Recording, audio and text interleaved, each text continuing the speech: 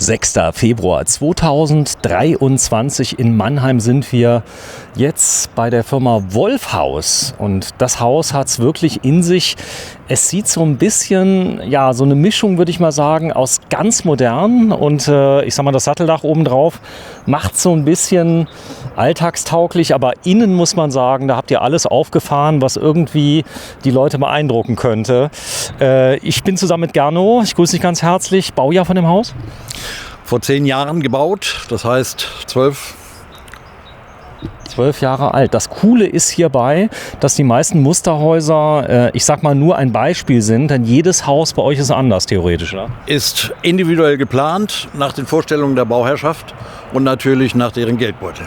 So ist das hier außen. Eine HPL könnte das sein, was hier ist, aber ist so. Ist so, richtig. Das ist ein ganz besonderer Werkstoff, der wird hoch verdichtet und ist quasi wetterunempfindlich. Er ist relativ schlagfest, was hier draußen ist. Er wird die Farbe wahrscheinlich nicht mehr verändern. Nein, genau. Das ist das Interessante dabei. Ne? Es bleibt alles schön gleich.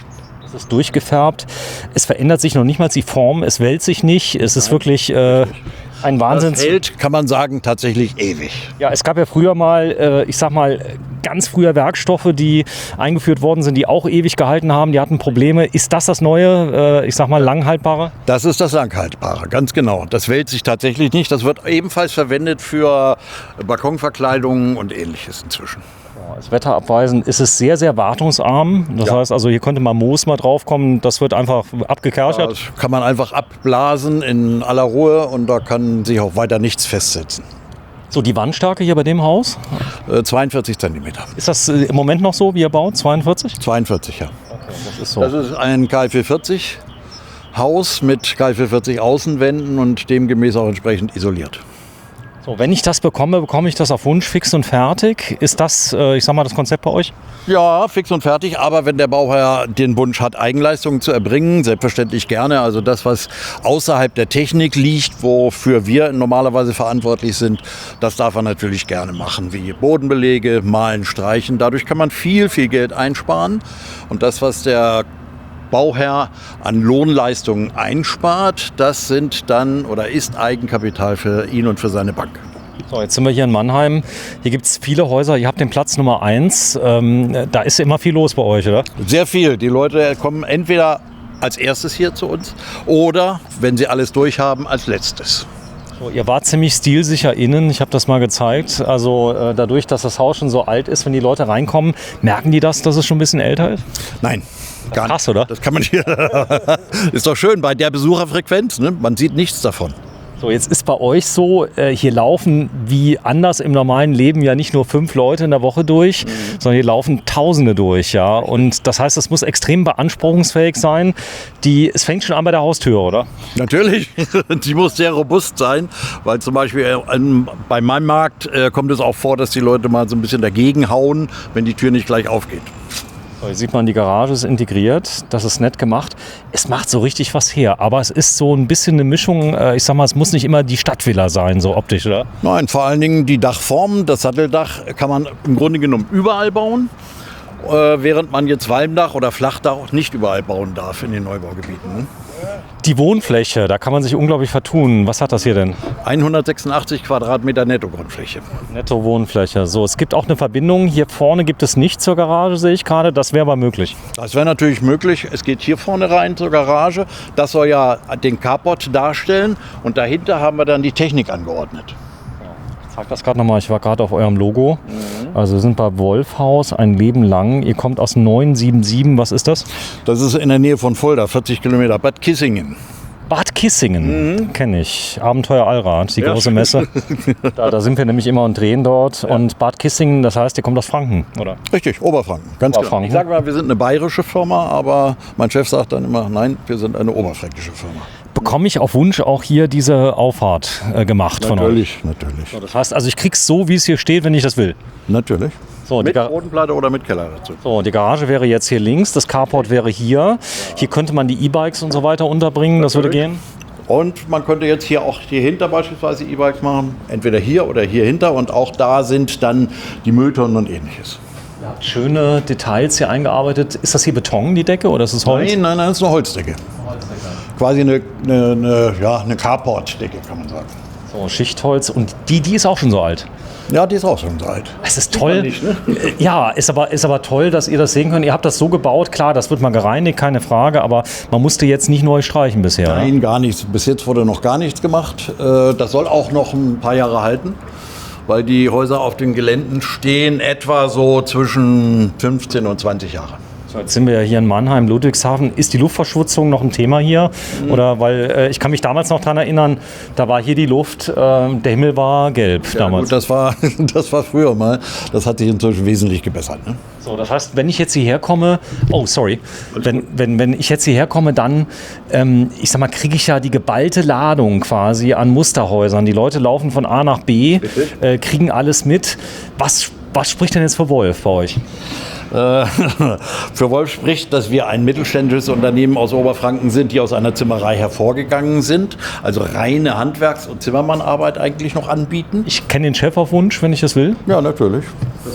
Okay, ja. So, ich zeig's mal gerade. Der Bauherr soll ja und muss ja dann auch ins Werk zur Bemusterung, ergo kann er den dann auch kennenlernen. Okay, verstehe. Das heißt, ihr seid nahbar.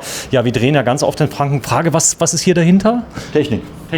Darf ich da mal reinschauen? Oder kann man das von innen? Natürlich. Schlüssel ist da. Eine Luftwasser-Wärmepumpe mit Fußbodenheizung haben wir hier. Eine Luftwasser-Wärmepumpe, das bedeutet, sie zieht die Energie aus der Luft, hat einen Wärmetauscher. Genau. Okay, jetzt habe ich das verstanden. Das ist die Anlage? Das ist die Anlage und hier ist auch der Brauchwasserbehälter drin. Das ist die Zuluft und Abluft für die kontrollierte Be- und Entlüftung mit Wärmerückgewinnung. Ja, das heißt, ich muss nicht lüften drin. Nein, das passiert alles automatisch. Ich gebe ein praktisch, wie viel Prozent Luftfeuchtigkeit ich gerne hätte. Zum Beispiel, richtig. Das macht er. Er kühlt auch? Er kühlt auch, richtig. Ja. Das Ding, das sieht ja aus. Das alles. Hier eingestellt. Da gibt es aber auch noch ein Tablet dann im Wohnzimmer, wo man das ebenfalls einstellen kann, sodass für jedes Zimmer einzeln alles geregelt wird. Ist das wartungsintensiv eigentlich? Nee, gar nicht. Filter zu reinigen? Ja, Filter ja, das macht man so alle 2 Jahre. Ich guck mal gerade hier hinter. Ja. So, da vorne ist jetzt ein Wasserfilter mit dabei. Das ist wahrscheinlich der Zulauf vom Wasser, oder? Richtig. Genau, okay. So, dann habe ich hier, das ist die Therme, die drin ist. Die geht wahrscheinlich auch über einen entsprechenden Wärmetauscher. Ne? Ja, klar. Ist es schön warm, das Wasser drin? Ja. Okay, er sagt ja. So, ich guck mal. Also ganz normale Technik. Ja. Luftwärme, jetzt wird ja vielen Leuten Angst gemacht. Ah, hier vorne ist ein Schalldämpfer drauf. Das heißt, das hört man nicht, oder? Tut mir nicht. Okay. Cool. So, und das haben wir schon gesehen. Ich liebe ja diesen Baustoff, muss ich sagen. Der sich da wirklich gar nichts verzieht, weil er immer die Farbe behält. Der ist jetzt nun wirklich schon so lange drauf und er hat sich noch keineswegs in der Farbe verändert. Nichts? Nicht ein bisschen. Das ist krass. Ja. Okay. So, hier vorne, das ist Edelstahl. Das heißt, die wichtigsten Teile sind für die Ewigkeit gemacht. Natürlich. Gut. Solche Dinge kann man austauschen, diese Dinge sollte man nicht austauschen. Die bleiben auch ewig drauf. Es sei denn, die Farbe gefällt einem nicht, dann kann man den Akzent ändern. Anders, genau. So, wir gehen mal rein, die Haustüre. Da habt ihr auch was Schönes eingebaut. Das aber, wie der Bauherr möchte. Bitte mal Natürlich. vorgehen. Er kann aus 40 Türen wählen. Ja. So, wir sind drin. Die Simone ist bereit. Du hast mal was gefrühstückt, kurzer Pause gemacht. Wir waren schon mal draußen. Wir haben uns mal die Luftwasser-Wärmepumpe, heißt Fußbodenheizung hier drin. Ja. Und der Vorlauf, wie warm wird er? Bis zu 24 Grad fast. Okay, das heißt also optimal. Ich kann es direkt einleiten. Richtig, genau. So, das heißt, es dauert aber ein bisschen, bis das Haus, wenn es ganz aus ist? Ja, es ist etwas verzögert natürlich, ist ganz klar. Aber ich sag mal, das liegt bei vielleicht 2,5 Stunden oder so. Okay, super. So, wir gehen mal kurz hier rum. Ich zeige das mal gerade. Hier vorne habt ihr so einen Bereich gemacht. Das könnte jetzt die Garderobe sein. Als Richtig, Beispiel? das ist die Garderobe. Das könnte aber auch der Hauswirtschaftsraum sein. Diese Garderobe haben wir für uns eingebaut, weil wir müssen ja während des Verkaufs hier auch leben. Und hier haben wir so ein paar Sachen verstaut, weil wir haben keinen Keller hier unten drunter gebaut. Und Deckenhöhe, was haben wir hier? 2,62. 2,62. Das ist stark. Mehr als normal, ja. Hier vorne Außenbeschattung ist, glaube ich, ganz wichtig. Also, dass man außen und innen beschatten kann. Optional bei euch? Ist, nee, nicht optional, sondern das ist bei uns im Standard, genau. Ganz einfach deshalb, weil wir haben große Fensterflächen da vorne und dann müssen wir beschatten, sonst wird es vielleicht im Sommer ein bisschen zu kalt. Auch die Türen sind ordentlich. Also da legt ihr, glaube ich, großen Wert drauf. Kann der Kunde wählen oder ist das so euer Standard? Nein, er kann wählen. Gut, weil Die meisten Musterhäuser sind ja doch schon schön ausgestattet, muss man sagen. Es ist nicht immer alles im Standard, was in den Musterhäusern dargestellt wird. Ne? Das stimmt. So, wir gucken mal gerade die Toilette. Gäste-WC. Könnt mal schauen. Ich werde das mal sehen. Hier vorne drin. Also das Gäste-WC auch hier mit den Farben sehr, sehr zielsicher gewesen damals. Habt ihr dir vorhergesagt, die Farben, wie die werden? Ja, klar. So aus, oder? Das ist interessant. Ja, das ist vor allen Dingen auch so gestaltet hier, ich meine, das muss ich offen zugeben, das Pissoir haben wir für uns eingebaut. Hier ist die Möglichkeit für eine Dusche noch gegeben. Das macht doch Sinn, oder? Das Pissoir hier drin, also mit so vielen Gästen, die dann kommen. Ja. So, ich gucke mal gerade hier vorne die Seite. Also das ist genug Platz. Simone, ich gehe mal ganz in die Ecke rein. Ja. Der Grundriss ist ja individuell. Das heißt, du kannst ja wirklich alles wieder mal selbst entscheiden, was mich wieder vor der großen Problematik steht. Aber die sagen, die haben so gute Architekten und Architektinnen, die gucken dir in die Augen und sagen, nee, das wird dein Traumhaus, Grundstück und so weiter. Ist das denn ein Problem mit der Grundstückssuche im Moment oder immer noch? Immer noch ein Problem, ja klar. Vor allen Dingen Grundstückspreise sind natürlich horrend im Augenblick. Und das kann sich inzwischen auch nicht mehr jeder leisten. Ich habe jetzt gar nicht mitbekommen, weil ihr ja zuerst draußen wart. Wie alt ist denn das Haus jetzt hier? Schätz mal. Oh, du bist so gemein, gell. Wenn ich jetzt 30 Jahre sage, nee, Quatsch, nicht 30 Jahre natürlich. 6 Jahre vielleicht? Doppelt so viel. Oh, 12, okay. 12 Jahre und überleg mal, Nicht renoviert, nicht gestrichen, gar nichts gemacht. über diese Holztreppe gingen gefühlt 10.000, 20.000 Leute. Ja, Jetzt langt. kommt ungefähr hin, vielleicht sogar noch ein bisschen mehr. So, hier oben gehen wir hoch. Es gibt einen zweiten Stock, so viel ist schon klar. Wir machen wahrscheinlich aber erstmal Untergeschoss, oder? Ja, mal ein Untergeschoss. Barrierefrei wäre hier unten auf jeden Fall. Gar kein Problem. Ja. Auch ohne Stufen und so weiter. Auch ohne genau. Stufen, ganz genau. Ja, 53 Quadratmeter Wohn- und Essbereich. Ich Das glaube, ist nur der hier, genau, richtig. Das ist eine üppig, oder? So, ganz offenes Raumkonzept, was es hier verwirklicht wurde. Oft liegen die Leute bei den Schätzungen der Kaufpreise daneben. Ja. Gut, wenn man jetzt hier ein ordentliches Grundstück mit einrechnet, mit allem drum und dran, bin ich schon bei einer Million oder bei dem Haus, wie es hier steht. Nein, bei einer Million nicht. Wenn ich jetzt ich mal die Ortspreise hier in der Umgebung mit annehme, dann liegen wir hier bei 250.000 für 400, 500 Quadratmeter irgendwo. Und wenn ich dann das Haus dazu rechne, liege ich etwa bei 750.000. Okay, das Haus ist ungefähr, wie es hier steht, 500? Nein, 360.000 etwa. 360.000, wie es hier steht. Ja. Mit der Ausstattung. Mit der Ausstattung. Echt? Ich wäre jetzt so daneben. Ich hätte es gedacht, das Haus kostet 650. Gut, 360 ist natürlich eine Stange Geld, aber man muss sagen, der Werterhalt bei Häusern, die Wertsteigerung ist ja immens, oder? Ja, richtig. Und das ist, also gerade jetzt, man hat das Gefühl, es nimmt kein Ende mehr, aber ich sag mal, es ist sehr wertbeständig. Es ist eine Immobilie und für viele ist das ja, aber da gibt es ja jetzt die wildesten Diskussionen, wo die Zinsen so ein bisschen nach oben gehen. Ja, wie ist das, was ist davon zu halten und so? Die deutsche Angst immer, ist meine, ich sag mal, Investition werthaltig? Ja, bitte? Was mich auch mal interessieren würde, ist das gegenüber einem Steinhaus, also einem festgebauten Haus, dann irgendwie anders?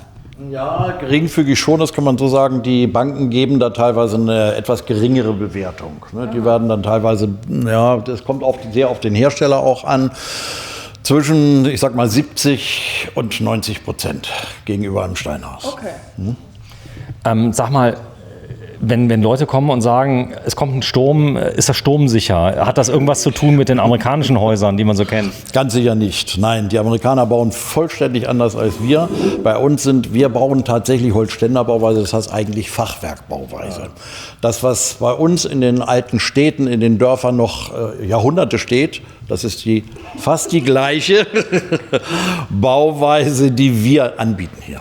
Okay, das bedeutet, also weil ich das ja oft gehört habe, das Thema Fertighaus, 70er Jahre begann das ganze Jahr oder 60er, glaube ich sogar, oder? Ja, aber das war eine andere Geschichte. Damals wurden Billighäuser gebraucht, ne, die dann auch tatsächlich billig, das waren Häuser, so 1 Meter Module, die dann so aneinander gebaut wurden. Das hatte mehr so Barackenform als das. Ja, das hält sich aber hartnäckig, oder? Ja. Das ist das Problem, dass es sich so ein bisschen hält. Also Aber es hat die Technik eine völlig andere. Es hat riesen Vorteile, wenn ich allein die Scheidungskosten berechnen würde bei jedem Hausbau, den ich persönlich schon erlebt habe, wo Leute sich dividiert haben dadurch, dass sie sich in die Haare gekommen haben, weil Baukosten explodiert sind. Das ist ja auch ein Thema. Ich habe wahrscheinlich hier, die Basis ist recht kalkulierbar bei euch, oder? Ja, natürlich, weil der Kunde hat ja auch eine Preisgarantie. Wir machen sie gleich auf. Sie trinkt ja gar keinen Alkohol, das ist das Schlimme. Trinkst du Alkohol? Ja, schon. Schon, ja. So. Ich muss ja ein bisschen Spätzle machen. Also es geht auch nicht um die Küche, die hier drin ist, die ist jetzt nur ein Beispiel. Könnte der Kunde auch eine Küche mitkriegen auf Wunsch? Natürlich, kann er auch. Genau. Weil wir arbeiten auch mit Küchenherstellern zusammen. Das also, wenn er das gern möchte, beziehen wir das komplett mit ein und er zahlt es auch dann im Preis mit. Ein Kaminofen geht auch. Na, selbstverständlich. Das heißt, wenn ich mich damit gar nicht abfinden will und sage, ich will da unten jetzt einen Pelletofen haben, geht. Kann er haben. Kein Problem. So, das ist soweit klar. Da sind ganz große Öffnungen mit drin. Das ist ja auch ein Thema. Das kann man alles frei planen? Kann man frei planen. Das ist ja nur ein Beispiel. Man darf Musterhäuser nicht mit normalen Einfamilien- oder Zweifamilienhäusern vergleichen, weil hier immer Dinge verbaut werden, die eigentlich nicht unbedingt benötigt werden. Um das zu zeigen mal, dass es geht. Richtig. Ne? Wenn ich ein sehr großzügiges, helles Haus haben möchte, dann baue ich halt viele bodentiefe Fenster ein zum Beispiel. Ne? Gut, jetzt hast du eben gesagt, das ist hier viel zu hell. Ich mache mal dunkler. Wenn du mal gerade mal hell machst, sagen wir so nett, geht das? Dass du das mal gerade aufmachst? Ja, genau. Klar. So, zeige ich es mal gerade. Also das ist ein Knopfdruck und auf einmal haben wir es hell. Netter Effekt. Und man kann es auch ganz öffnen. Ja, das geht genau.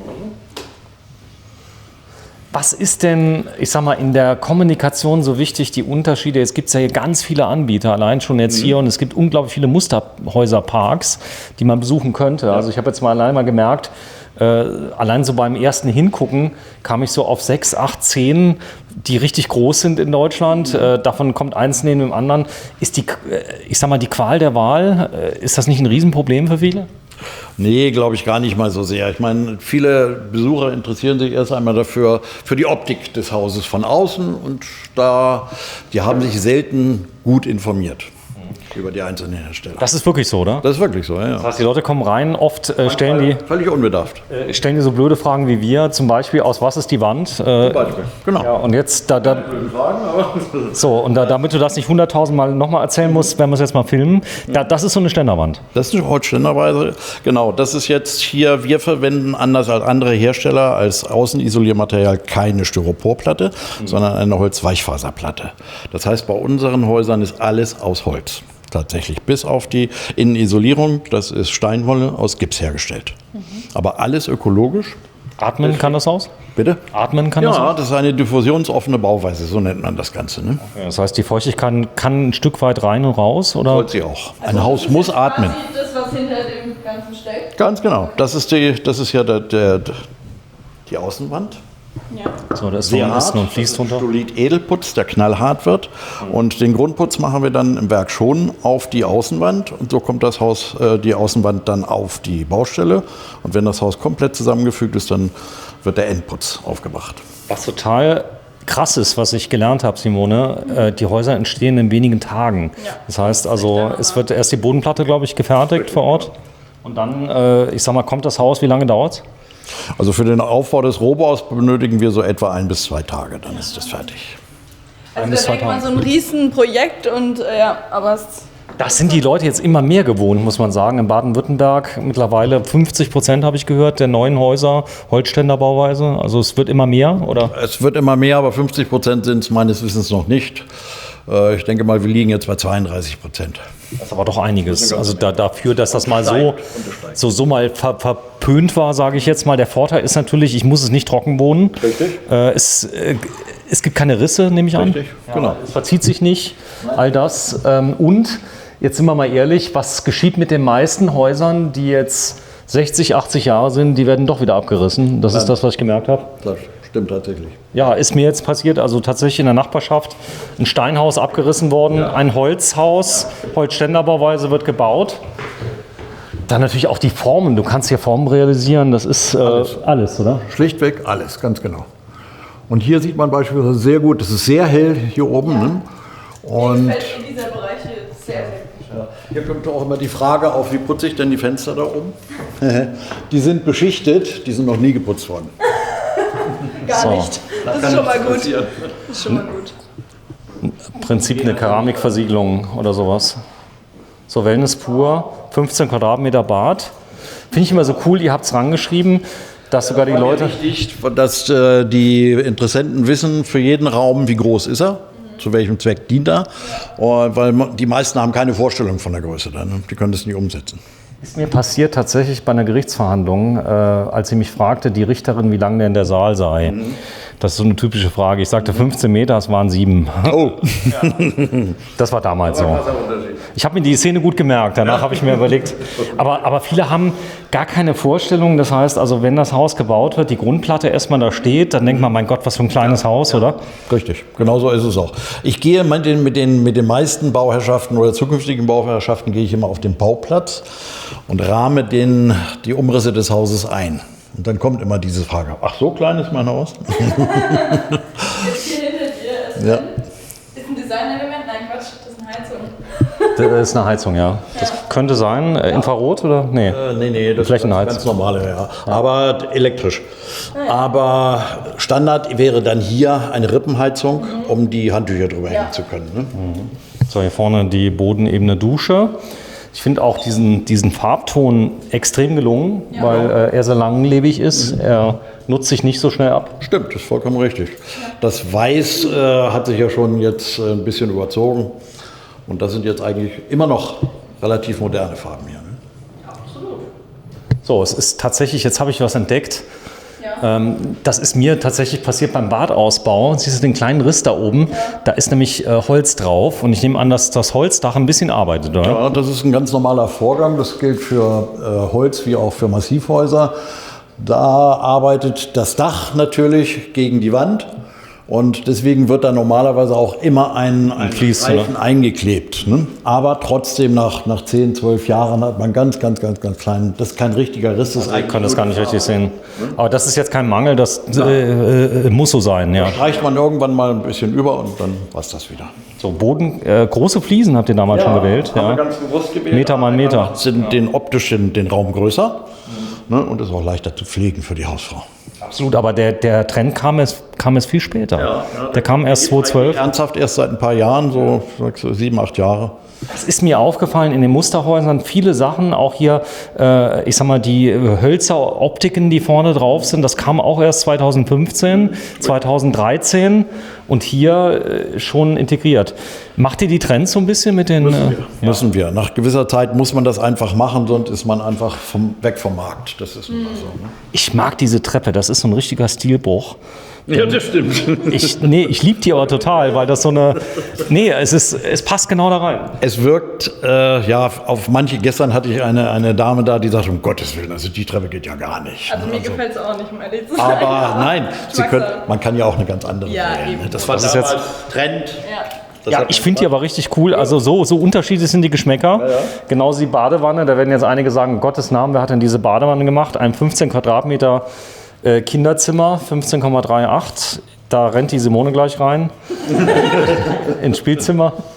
So ist aber eine ganz tolle Höhe hier drin. Also das macht das Ganze. Wir haben mal, standardmäßig wäre hier normalerweise eine Decke enthalten, aber wir haben es einfach komplett hier oben nach oben offen gelassen. Genial, ehrlich. Es gibt ein ganz anderes Raumgefühl. Was auch cool ist, man kann sich hier jetzt was bauen, dass man oben ein Etagenbett macht, eine zweite Ebene sogar einzieht für die Kinder. Genau. Das ist sehr beliebt, also dass die Kinder oben schlafen. Richtig, ganz genau. Und da noch ein kleines Stück einziehen und dann können die mit einer Leiter da hochklettern. Da kann man einziehen. So. Dann hier vorne nochmal ein gespiegelter Raum, gleiche Größe, 15 Quadratmeter. Und das ist jetzt mal ein Büro, ein Besprechungszimmer. So könnte man das nutzen, Arbeitszimmer. Da ist es eigentlich Schlafzimmer mit entsprechender begehbaren Kleiderschrank auf der rechten Seite. Echt? Ja. Ach, Simone, ein Traum geht in Erfüllung. Stell dir vor, das wäre dein Kleiderschrank. Das wäre schon toll. Kannst dann Ich reingehen. muss noch ein bisschen bei dir arbeiten, dass ich mir das alles leisten kann. Noch ungefähr 2 Wochen. So, ich gehe Wir mal haben den kurz. Raum ein bisschen umfunktioniert, weil wir ja etliche Mitarbeiter haben und so kann ich mit meinen Mitarbeitern hier die Meetings abhalten. Ja, Wolfhaus aus Franken, wieder was gelernt. Haus Nummer 1 übrigens in Mannheim. Also ihr müsst euch das gar nicht groß merken. Und wichtig ist ja die Vorinformation. Die Leute dürfen ja nicht hier rein, ohne einen Führerschein zu machen über Fertighäuser. Nein, hier darf jeder jederzeit rein. Und ich kann mir auch vorstellen, gerade zu den großen Messen, da macht das den Leuten schon sehr viel Spaß, einfach mal durchzulaufen. Ganz richtig. Ja, das ist so. Trotzdem wollen wir die Videos mal machen, um euch einfach mal zu zeigen, was ist das eigentlich? Es ist quasi ein richtiges Haus, bloß nicht Stein auf Stein, sondern meistens Holzständerbauweise. Sehr, sehr energieeffizient. Genau. Wir haben hier K440 eingebaut, komplett mit Luftwasserwärmepumpe, mit K440 Außenwand. Es hier fehlt im Grunde genommen als kleiner i-Tüpfel oder kleines i-Tüpfelchen nur noch die Photovoltaikanlage drauf. Dann hat man alles getan, was machbar ist heute. Ja, Wir wollen jetzt hier aber auch mal zeigen, realistisch, was ist das Ganze? Was würdest du sagen, sind denn auch so die Nachteile von einem Fertighaus? Gibt es die für dich überhaupt? Es gibt auch schon Nachteile, kann man sagen, weil manche da einfach das Gefühl haben, wenn ich jetzt hier gegen die Wand klopfe, dann ist es hohl. Was nicht stimmt, es ist nicht hohl. Da ist Isolierung drin, hier vorne sind Holzbalken, dazwischen sind OSB-Platten, Gipsplatten, weil bei uns beispielsweise jede Wand doppelt beplankt ist. OSB-Platte, Gipsplatte, OSB-Platte, Gipsplatte. Ne? Ich gucke mal hier rein, die Sonne kommt gerade rein. Ja, schön, ne? Das sieht dann optimal aus. Ich habe dich unterbrochen, sorry. Ja, alles gut. Boah, das ist schön. Also, bedeutet, ihr habt jetzt einen Katalog. Habt ihr Familien, die man in die Häuser gucken lassen darf? Das habe ich jetzt mal gehört. Es gibt so Familien, die bereit sind, nach Terminabsprache, dass man mit denen spricht, wie wart ihr zufrieden mit Wolfhaus und die man mal gucken kann. Das gibt es natürlich schon, klar. Das wird auch mit den einzelnen Bauherrschaften dann vereinbart, dass man eine gewisse Zeit lang, manchmal sogar gegen einen kleinen Obolus für die Mühe, die sie sich machen, das zulässt. Besichtigungstermine zulässt, genau. Okay. Praktisch ein Musterhaus als Vorzeigeobjekt. Das finde ich gar nicht mal schlecht. Wenn du mal gerade so lieb bist, den mal kurz mal für mich öffnest, den Katalog. Ja. Oder du, Simone? Den hier? Ja, ich will mal kurz reingucken, was mich in so einem Katalog. Denn ihr habt tatsächlich noch gedrucktes Papier, das ist vielen Leuten ganz wichtig, oder? Ja, natürlich gibt es das auch digital, das ist überhaupt kein Problem. Wir können denen das rüber mailen, aber viele Leute möchten was in der Hand haben und möchten das wirklich begreifen können. Und deswegen brauchen wir sowas natürlich. Ne? Ganze Bungalows, also hier oben ist es nach. Das sind alles Hausbeispiele. Wir haben keine Standardhäuser, weil wir alles individuell planen. Bloß die meisten Bauherrschaften können sich das nicht wirklich vorstellen. Ergo muss man denen das in dieser Form präsentieren. Oh ja, Stadtvillen, wenn du mir das gerade mal zeigst, das ist auch toll, also dass man das mal sieht. Jetzt mal eine blöde Frage, wo geht's denn los beim kleinsten Haus, was ihr habt? Also gibt es so eine Art Tiny House, was ihr baut, so 60, 80 Quadratmeter oder 100? Das gibt es durchaus, das wird dann aber frei geplant. Wir haben kein Standardhaus in der Größe. Ne? Also los geht's bei uns tatsächlich bei 70, 80 Quadratmeter, zum Beispiel so eine Art Tiny House, ein kleiner Bungalow in der Form oder so. Ist da eine 2 noch davor? Nein, da ist eine 1. Eine 1 davor. Und das heißt also, ich komme unter 200.000 Euro genau. mit einer, ich sag mal, ordentlichen Wohnfläche für kleine, also es gibt ja Leute, die wollen einfach nicht mehr groß haben. Weißt du, den langt das. Ja. Gibt es auch viele. Ja, man muss auch an die Heizkosten denken. Für was brauche ich Räume? Sauber machen. Ja, sauber machen, Heizkosten. So, dann oft ist die Dusche vielleicht im 2. Stock, die ist nicht barrierefrei, da komme ich vielleicht nicht rein und so weiter, so kann man alles neu planen. Gerade ältere Menschen, die brauchen das unbedingt. Denen reicht ja häufig dann tatsächlich nur 80 Quadratmeter. Die sind zu zweit, da sind vielleicht auch keine großartig viele Kinder oder Enkelkinder da. Was wollen die mit 100 Quadratmeter, 120 Quadratmeter? Ne?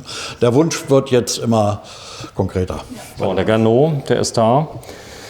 Darf ich das mal abfilmen, dass die Leute, die dich erreichen möchten, da haben wir ihn. So, und das ist in der Xaver Fuhrstraße 111, aber ihr guckt am besten Maimarkt. Maimarkt ist eigentlich so der große Eyecatcher. Vielen, vielen Dank erstmal, Gernot. Du wolltest nicht zwingend immer sehr dauernd vor die Kamera. Einmal habe ich dich kurz erwischt, aber die Leute finden dich hier ab und zu? Ja, ich bin ab und zu hier. Meine Damen und Herren sind häufiger als ich hier. So, vielen Dank fürs Einschalten. Bei der Firma Wolfhaus sind wir ein fränkisches Unternehmen mit dem Haus mit Zukunft. Und ich finde es richtig schick. Und das Geniale ist, ihr könnt hier sehen, wie sich die Häuser wirklich in 10 Jahren entwickelt haben. Ob das OSB ist, ob das hier die Böden und so weiter. Und du sagst, ihr baut die Häuser für die Leute in der gleichen Qualität wie hier. Natürlich. Hat er gesagt. Ja. Hat er gesagt, macht er auch. Bis dann. Vielen Dank fürs Einschalten. Tschüss.